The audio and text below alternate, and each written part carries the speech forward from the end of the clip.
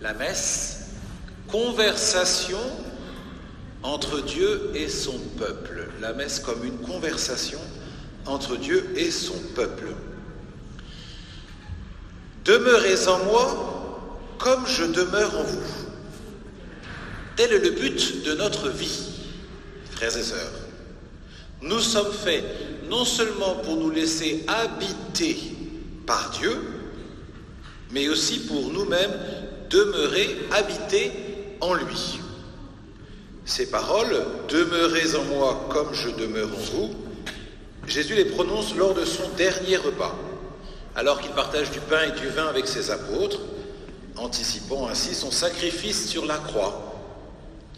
La messe, qui est le mémorial de ce sacrifice, c'était le thème donc de notre dernier topo, opère, réalise cette alliance entre Dieu et son peuple, comme entre Dieu et chacun de nous en particulier.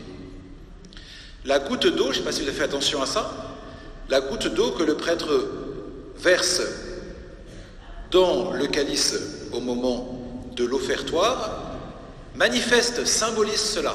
Au moment où il met la goutte, le prêtre dit, écoutez bien, comme cette eau se mêle au vin, il y a déjà le vin, pour le sacrement de l'alliance, de la communion, puissions-nous être unis à la divinité de celui qui a pris notre humanité. Il a pris notre humanité, je demeure en vous, Dieu a pris notre humanité, puissions-nous, nous aussi, être unis à sa divinité, nous aussi demeurer en lui, demeurez en moi. L'Eucharistie nous fait donc entrer dans ce mouvement, accrochez-vous, d'inhabitation réciproque. Il demeure en moi, je demeure en lui. Inhabitation réciproque dans ce mouvement de communion entre Dieu et nous. Communion qui ne se réduit pas au fait de manger l'hostie, on en a déjà parlé l'autre fois. C'est toute la messe, du début à la fin, qui est communion, pas simplement le moment où je mange l'hostie. La messe, c'est comme une valse à 3 temps pour les danseurs.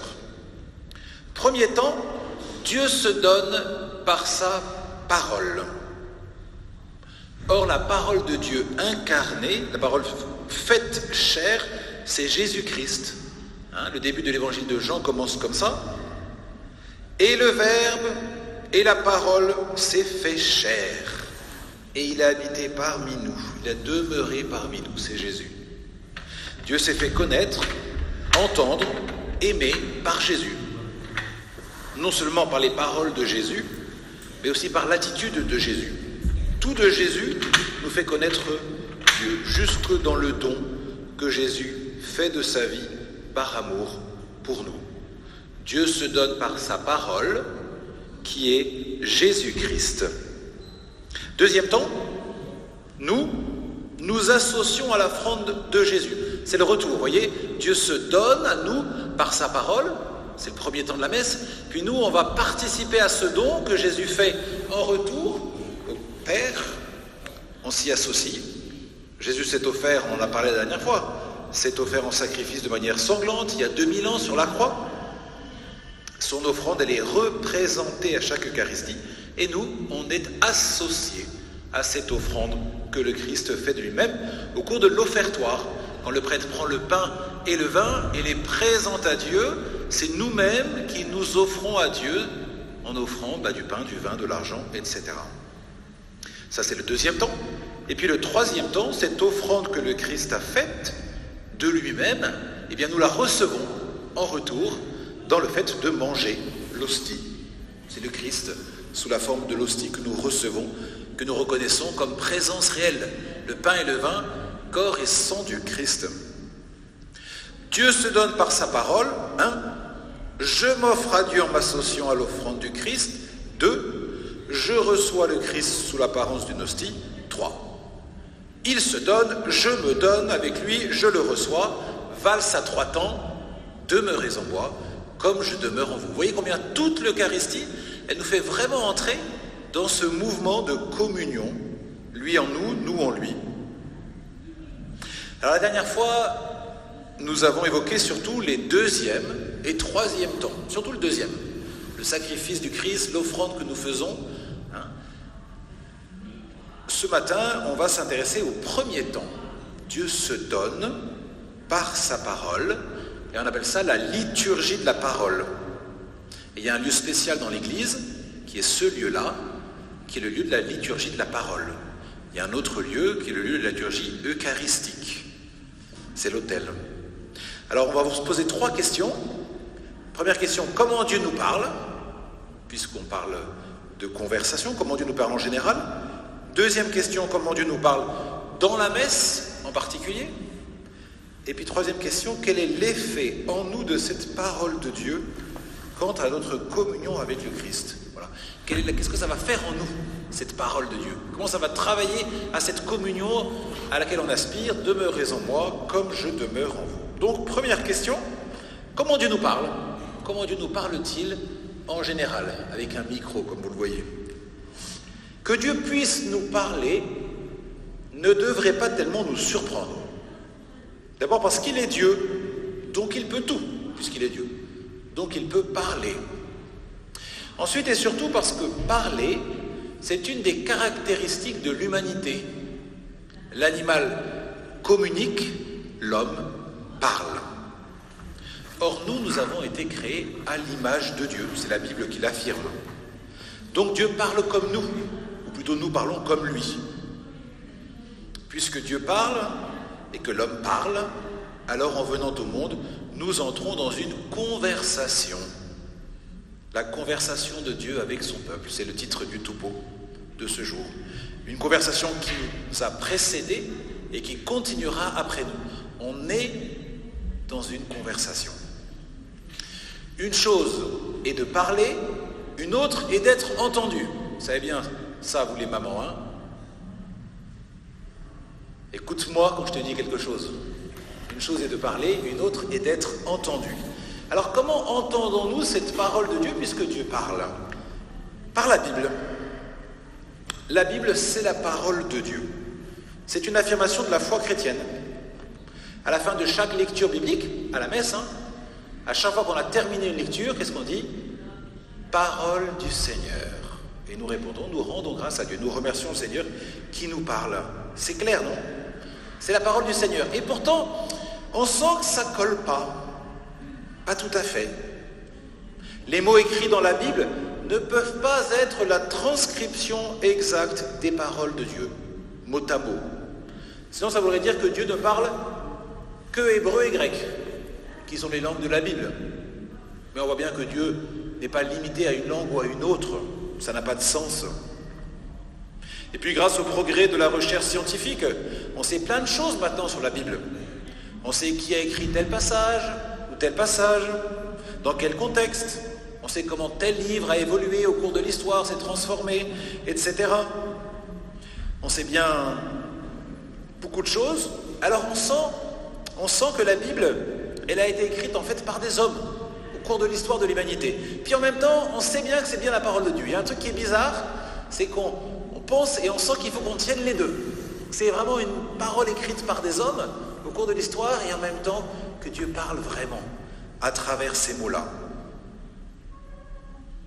On raconte qu'un groupe de prière charismatique était en train de louer le Seigneur avec joie et enthousiasme. Le curé de la paroisse, passant dans son église à ce moment-là, voyant cet enthousiasme, interroge l'un d'entre eux sur les raisons de tel enthousiasme.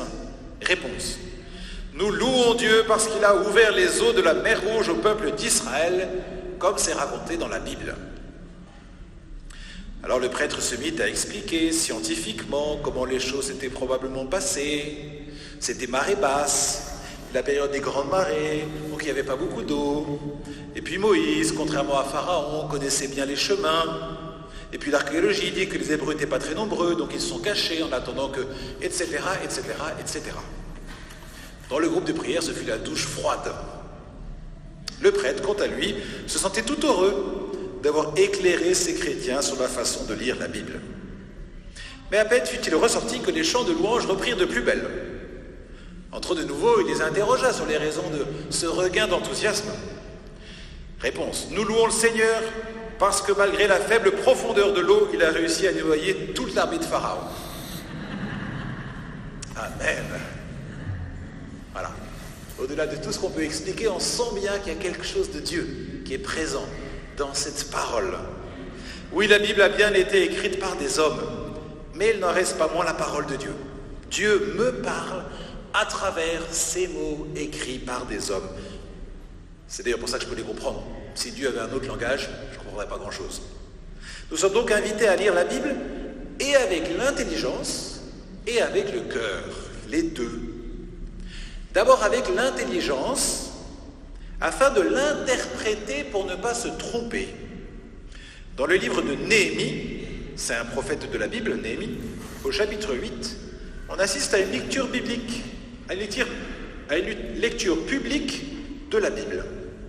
Le peuple, c'est raconté dans le livre, se tenait debout, comme nous, tout à l'heure on va se tenir debout quand il va y avoir la proclamation de l'Évangile. Le peuple se tenait debout, et voilà ce que dit la Bible.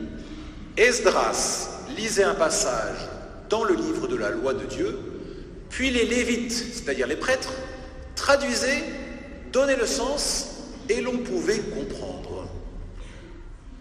Voilà.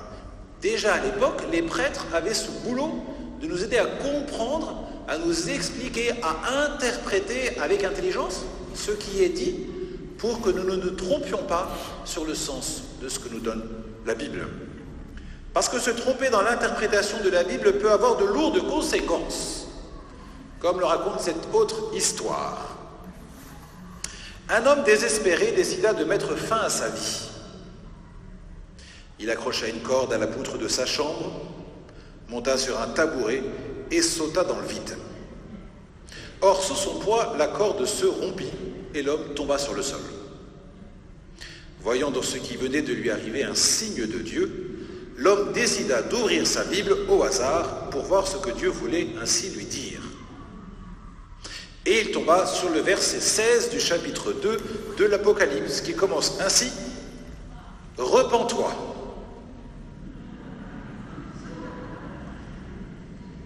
Évidemment, il est ici question de se repentir et pas de se rependre, se pendre de nouveau. Hein? Voilà. Vous voyez bien que lire la Bible avec intelligence permet d'éviter de grandes désillusions. Donc, lire la Bible avec intelligence, pour ne pas se tromper, mais aussi avec le cœur, c'est-à-dire avec tout son être, son histoire, son caractère, afin d'entendre bien plus que ce que ces mots d'homme peuvent seulement nous dire. Combien de fois il m'est arrivé d'avoir l'impression, en écoutant tel ou tel passage de Dieu, que Dieu me disait quelque chose à ce moment-là, à moi en particulier. Il y a quelque chose de mystérieux dans la conversation. Il y a des mots, et puis il y a ce qu'on entend au-delà des mots. Et ça, c'est valable pour toute conversation. La Bible, donc, nous raconte cette conversation entre Dieu et un peuple particulier, une sorte de prototype de l'humanité. La Bible n'est donc pas que l'histoire de la conversation entre Dieu et le peuple hébreu, mais entre Dieu et l'être humain en général. Et donc entre Dieu et moi, et toi, et chacun d'entre nous, et lui. La Bible, c'est le récit d'une conversation, mais bien plus que ça.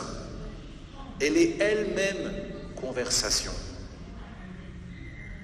Qui ouvre la Bible entre en conversation avec Dieu. Un jour, raconte la Bible, un petit exemple, un jour, raconte la Bible, le roi David fut pris de désir pour Bethsabée, la femme d'Uri, un soldat de son armée. Il l'a mis dans son lit, et ce qui devait arriver arriva, Bethsabée tomba enceinte. Pour se sortir de cette impasse, David s'arrangea pour que Uri soit tué au combat, et il épousa Bethsabée, ni vu ni connu.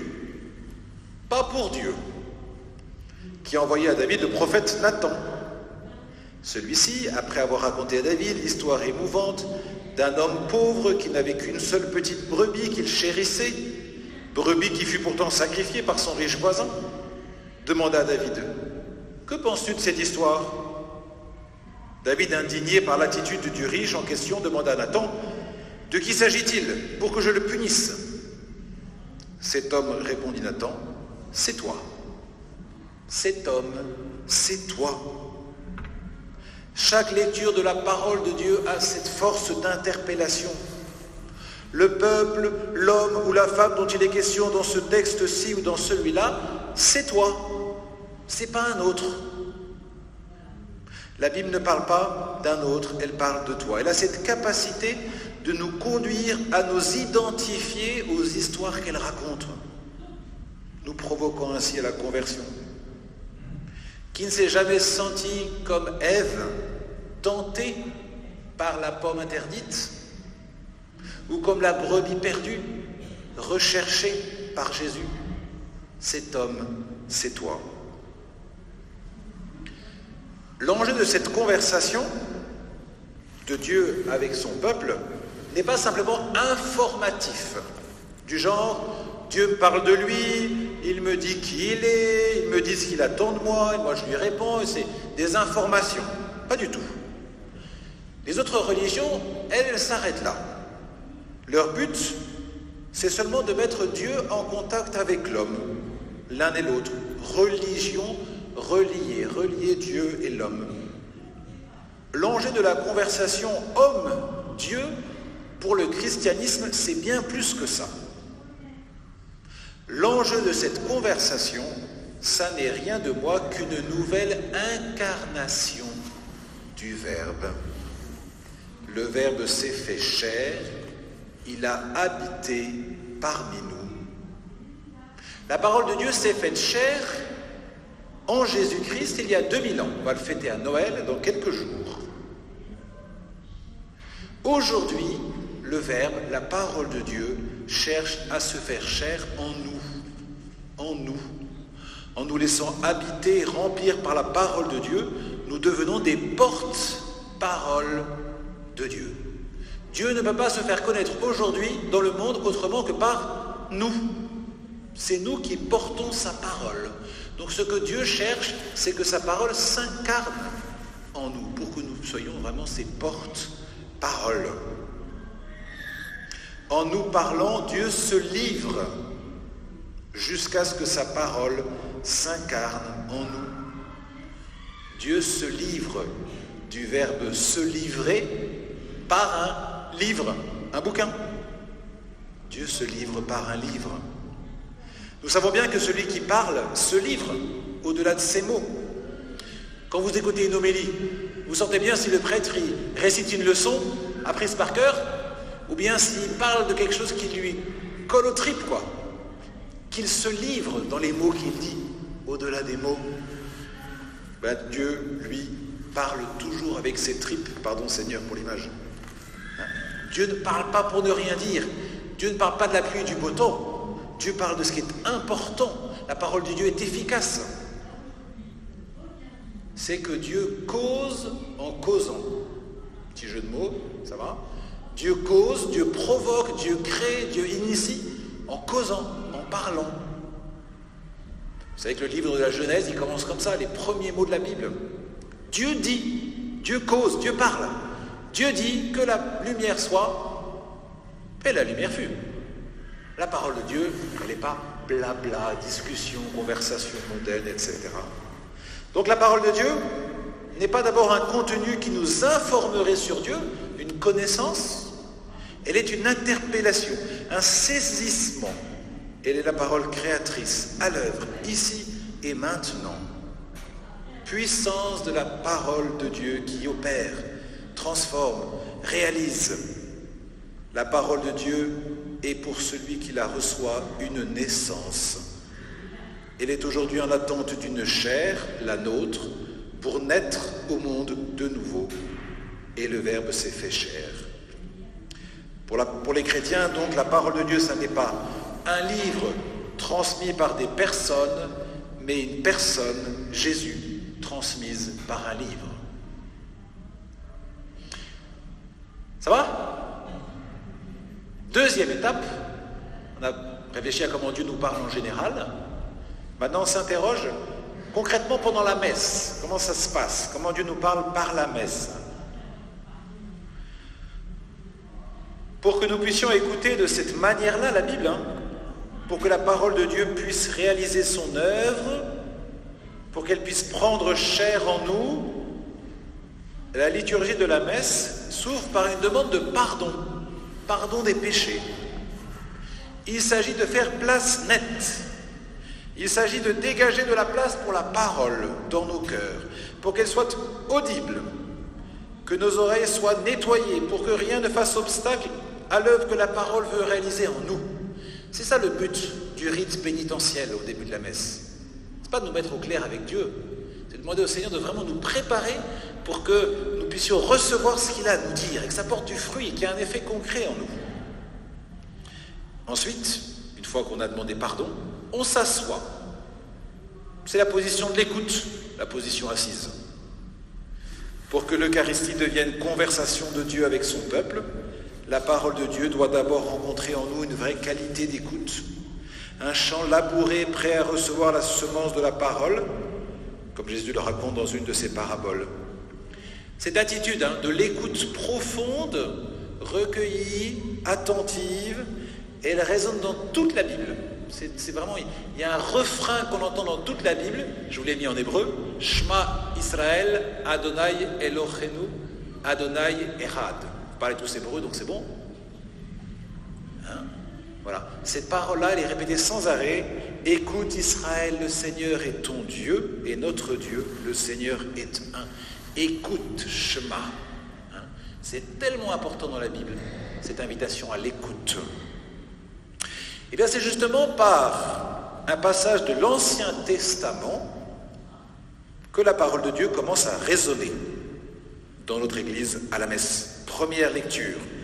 Une parole pour ouvrir la conversation.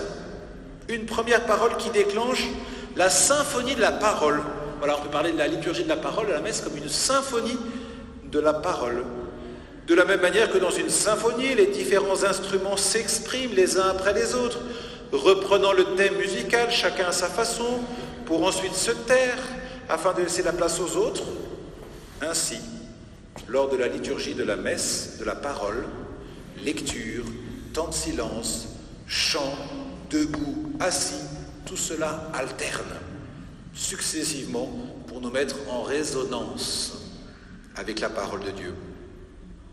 À cette première lecture, Dieu ouvre la conversation. Dieu nous parle dans la première lecture, nous répondons. Une conversation, c'est un dialogue, il faut qu'on parle nous aussi. Nous répondons par le psaume. Les 150 psaumes que contient la Bible résonnent selon toute la gamme des sentiments humains. Joie, colère, tristesse, enthousiasme, désespoir, haine, etc. À ce titre, ce sont bien nos mots, ce sont nos sentiments qu'ils expriment, les psaumes. Lorsque nous chantons les mots des psaumes, en réponse à la parole de Dieu, qui est la première lecture, nous habitons la parole de Dieu. Demeurez, je demeure. Jésus lui-même a prié avec les psaumes. Donc nous parlons le langage de la Bible. Et les mots des psaumes façonnent nos propres mots pour nous faire rejoindre peu à peu l'harmonique de la conversation divine. C'est pour ça que c'est important que le psaume, on le dise ensemble. J'ai demandé tout à l'heure que pendant la messe, on va dire ensemble le psaume. Parce que le psaume, c'est d'autres réponses. On est en conversation. Si la première lecture et l'évangile résonnent souvent l'une par l'autre, je ne sais pas si vous avez fait attention, que souvent le thème de l'évangile est annoncé dans la première lecture. Il y a un lien entre les deux. Si l'évangile et la première lecture résonnent l'une par l'autre, la seconde lecture, quant à elle, nous fait souvent faire un pas de côté, en nous invitant à écouter une épître, une lettre, souvent de Paul. Un pas de côté, un peu en décalage, pour que tout ne soit pas dit à l'avance, pour que le prêtre se laisse déstabiliser par ces différents textes qui se suivent et ne se ressemblent pas, pour que la parole de Dieu reste à jamais imprévisible. Sinon, tout est écrit à l'avance. En écoutant la seconde lecture, nous voilà renvoyés 2000 ans en arrière, aux côtés des premiers chrétiens, encouragés par Paul, Jean ou Pierre à persévérer dans la lente élaboration du contenu de la foi. Et puis nous nous levons. Fini le temps de l'écoute passive, nous nous levons et nous chantons. Alléluia. Chaque fois que nous nous levons à la messe, il est question de résurrection. La position assise, c'est celle de l'écoute. La position debout, c'est celle du ressuscité.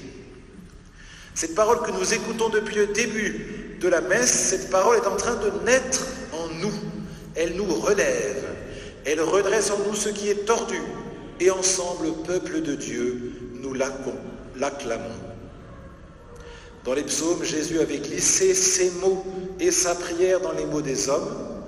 À notre tour, nous avions glissé nos mots dans les siens.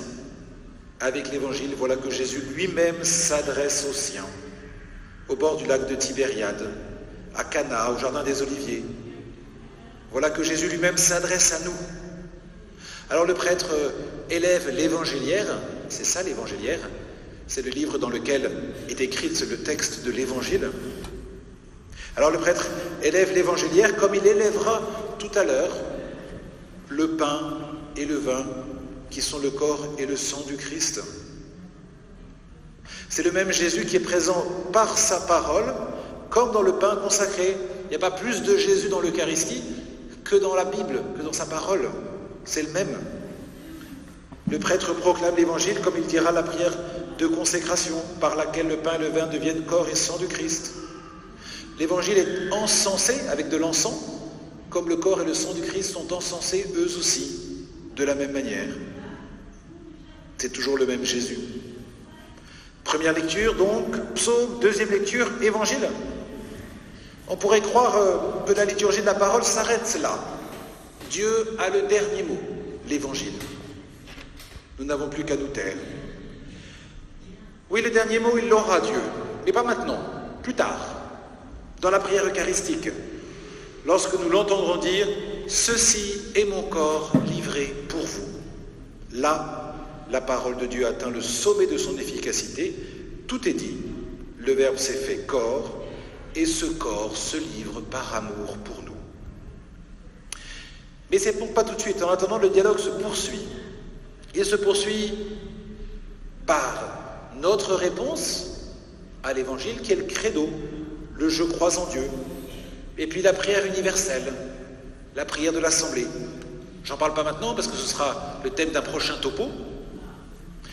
Et entre les deux, entre l'Évangile, parole de Dieu, Dieu nous parle, et puis le credo, la prière universelle, notre réponse, se glisse l'obélie, dont nous allons maintenant parler pour introduire notre troisième partie. Quel effet produit en nous l'écoute de cette parole? Quel est le fruit de l'écoute de la parole de Dieu? C'est presque fini, courage. L'obélie va nous permettre de repérer cet effet. Le prédicateur, le prêtre, le diacre, celui qui fait l'homélie, il joue un peu à l'équilibriste. Il doit non seulement laisser la parole de Dieu l'habiter, l'incarner en lui, pour que Dieu puisse par lui se rendre présent à son peuple. Sinon, c'est juste une leçon récitée, si ce n'est pas la parole de Dieu qui s'est faite cœur et corps en lui. Mais en même temps, il doit s'effacer devant la parole, pour qu'elle puisse faire son habitation dans vos cœurs à vous.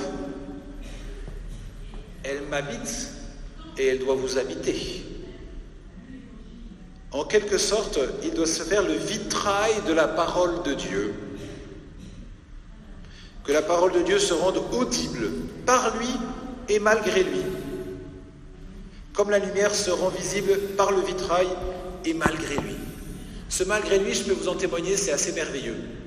Combien de fois à la fin d'une messe, je sors et je demande à quelqu'un me dit « Ah mon père, merci pour votre homélie, c'était super. » Alors je dis « Très bien, à quel moment ?» Quand vous avez dit « Amen ». Ah, d'accord. Hein, j'avais travaillé plein de trucs, c'était beau, il y avait un bel enchaînement d'idées. Et malgré moi, pour une raison ou pour une autre, c'est le « Amen » qui a touché le cœur de cette personne à ce moment-là. Voilà, le vitrail. Le vitrail, il ne fait rien pour éclairer, il se laisse faire. La lumière passe à travers lui et éclaire d'une manière ou d'une autre ceux qui le regardent. Ainsi en est-il du prêtre.